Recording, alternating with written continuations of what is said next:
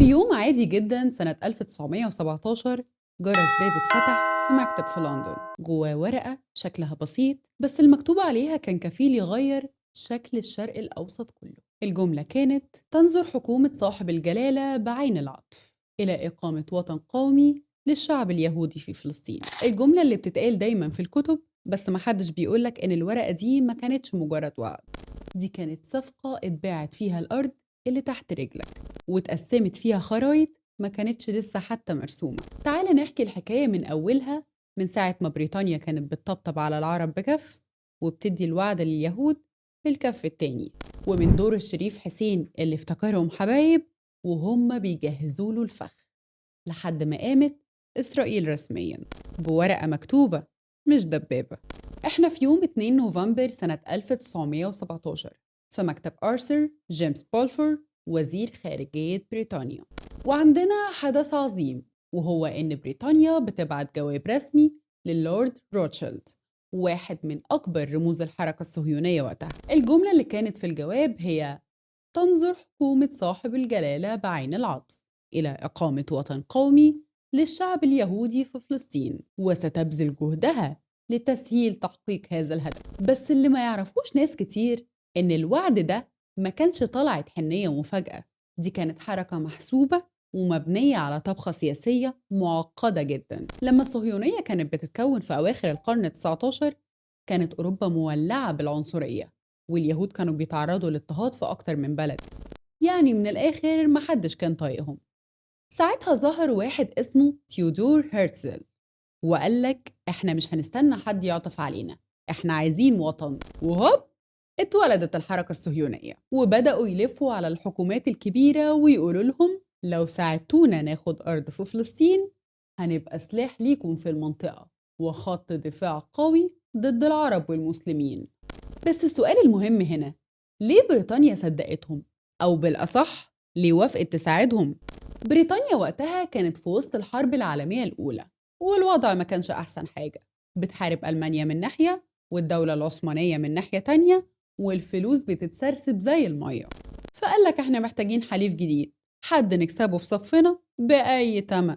وهنا دخلت الحركة الصهيونية في الصورة، وقالت للبريطانيين: ادونا وعد بدولة واحنا هنقنع يهود أمريكا يساعدوكم في الحرب ويأثروا على صانعي القرار كمان. وفعلا بريطانيا استخدمت الموضوع ده كورقة ضغط سياسية، وقبل ما بريطانيا تبعت وعد بولفور كانت بتراسل الشريف حسين حاكم مكة وقتها والجنرال مكمهون وعده في خطابات مشهورة باسم مراسلات حسين ومكمهون إن العرب هيبقوا أحرار وهيحكموا نفسهم بعد الحرب لو ساعدوا الإنجليز ضد العثمانيين.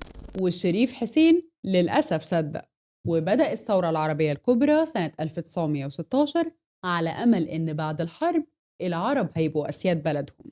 لكن بريطانيا كانت بتكتب بحبر سري، وفي نفس وقت ما الإنجليز بيطبطبوا على العرب كان في اتفاق سري تاني بيحصل ما بين بريطانيا وفرنسا اسمه اتفاق سايكس بيكو سنة 1916. الاتفاق ده قسم المنطقة العربية بعد الحرب، قبل ما الحرب تخلص أصلاً، سوريا ولبنان لفرنسا، العراق وفلسطين ومصر لبريطانيا. يعني كانوا بيوزعوا الأرض وهي لسه أصلاً مش بتاعتهم، أراك توزع من مال أمك. وده معناه إن وعد بولفور ما كانش وعد بريطانيا لليهود بس، ده كان جزء من شبكة خيانة كاملة. وبعد ما الحرب خلصت سنة 1918 بريطانيا بدأت تسيطر فعلياً على فلسطين، وبقت تحت الانتداب البريطاني رسمياً سنة 1920. وساعتها الموضوع بقى رسمي، الإنجليز بيفتحوا الباب للهجرة اليهودية لفلسطين من سنة 1920 لسنة 1948. عدد اليهود في فلسطين زاد بشكل مهول، ومعاهم دعم مالي وتسليحي وسياسي.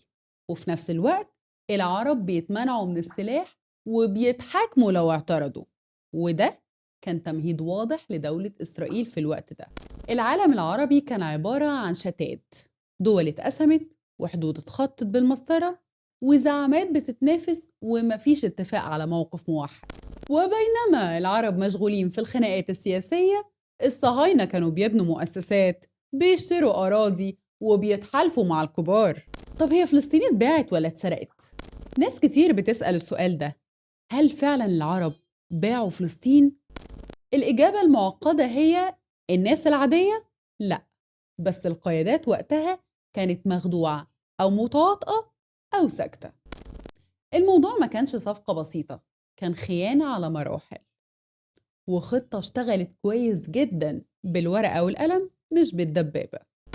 وسنة 1948 بعد سنين من التمهيد، بن جوريون طلع وقالك دولة إسرائيل اتأسست رسميا، والإنجليز انسحبوا وسابوا وراهم النار شغالة، وابتدت النكبة، وبدأت القصة اللي لسه مستمرة لحد النهاردة. كده احنا عرفنا ازاي وعد بولفور كان أول حجر في سور، بس دلوقتي هنعرف ازاي اتحولت الخطة من ورق لكارثة حقيقية اسمها النكبة. بعد ما بريطانيا أخذت فلسطين تحت انتدابها سنة 1920، المفروض إنها كانت على الورق، والمفروض إنها تحافظ على الأمن وتخدم مصالح السكان، بس فعلياً الإنجليز كانوا بيخدموا مشروع واحد بس، وهو قيام دولة يهودية. كل خطوة عملوها كانت محسوبة. فتحوا الهجرة قدام اليهود، سمحوا بإنشاء مؤسسات صهيونية رسمية، دعموا الهجناء أول تنظيم مسلح صهيوني، وفي المقابل كانوا بيمنعوا العرب حتى من شيل عصاية يدافعوا بيها عن نفسهم. وده مع الوقت عمل خلل ضخم جدا في التوازن جوه فلسطين. الهجرة اليهودية ما كانتش عشوائية، دي كانت منظمة جدا وبدعم عالمي. من سنة 1920 لحد سنة 1939 زاد عدد اليهود في فلسطين من حوالي 50,000 لأكتر من 450,000. كانوا بيجوا ومعهم فلوس وسلاح ودعم سياسي، وبيشتروا أراضي من الإقطاعيين الكبار، واللي على فكرة كان بعضهم من خارج فلسطين أصلاً. كل حتة أرض كانوا بيشتروها كانوا بيمنعوا العرب يدخلوا فيها، لدرجة إنهم سموها أراضي محظورة من العرب.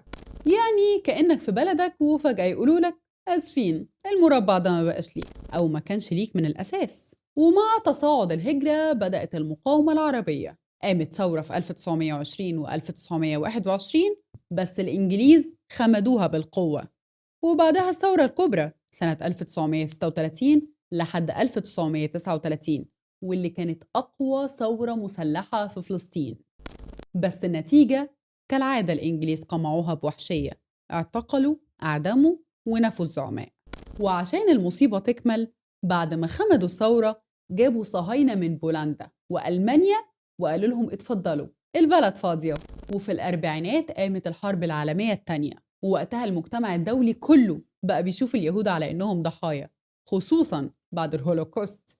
الصهاينة استغلوا ده كويس وبدأوا يضغطوا على بريطانيا والمجتمع الدولي، ادونا وطن نحمي فيه نفسنا.